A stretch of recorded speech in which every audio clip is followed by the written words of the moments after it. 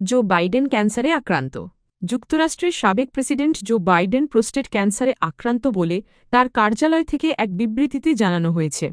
Cancer তার শরীরের হাড়ে ছড়িয়ে পড়েছে।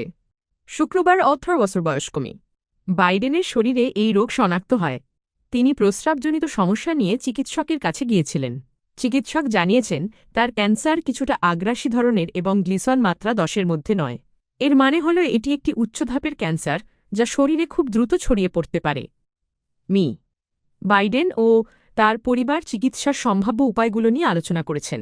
তার কার্যালয় বলছে যে ক্যান্সার শনাক্ত হয়েছে তা কিছুটা হরমোন সংবেদনশীল হওয়ায় এটি নিয়ন্ত্রণে রাখা সম্ভব।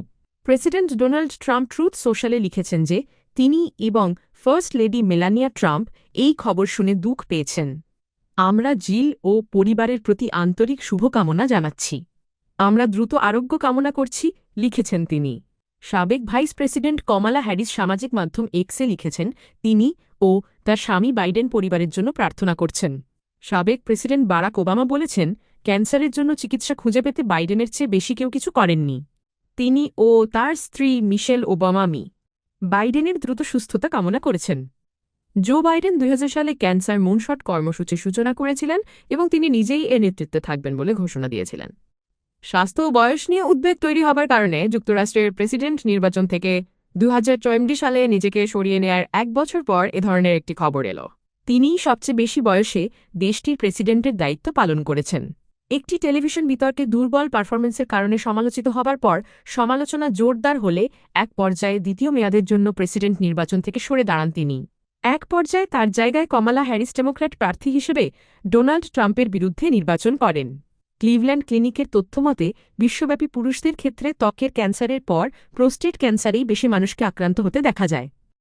The US centre for disease control and prevention বা সিডিসি বলছে প্রতি 100 জন পুরুষের মধ্যে 13 জনই জীবনের একটা পর্যায়ে প্রোস্টেট ক্যান্সারে আক্রান্ত হন। তাদের মতে বয়সের সাথে এই রোগের ঝুঁকি বেড়ে যায়। আমেরিকান ক্যান্সার সোসাইটির প্রধান বৈজ্ঞানিক কর্মকর্তা ড. উইলিয়াম ডাহুড বিবিসিকে বাইডেনের ডায়াগনোসিসে যেসব তথ্য প্রকাশ করা হয়েছে তার ভিত্তিতে বলেছেন এই ক্যান্সারটির চরিত্রই অনেকটা আগ্রাসী। সাধারণত ক্যান্সার হাড়ে ছড়িয়ে পড়লে সেটাকে আমরা নিরাময়যোগ্য ক্যান্সার মনে করি না, বলেছেন তিনি।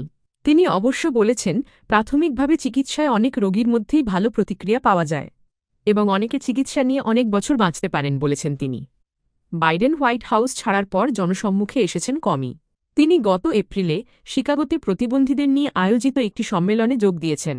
মে মাসে বিবিসিকে একটি সাক্ষাৎকার দিয়েছিলেন তিনি, যেখানে তিনি বলেছিলেন যে নির্বাচন থেকে সরে দাঁড়ানোর সিদ্ধান্ত নেওয়া ছিল তার জন্য কঠিন।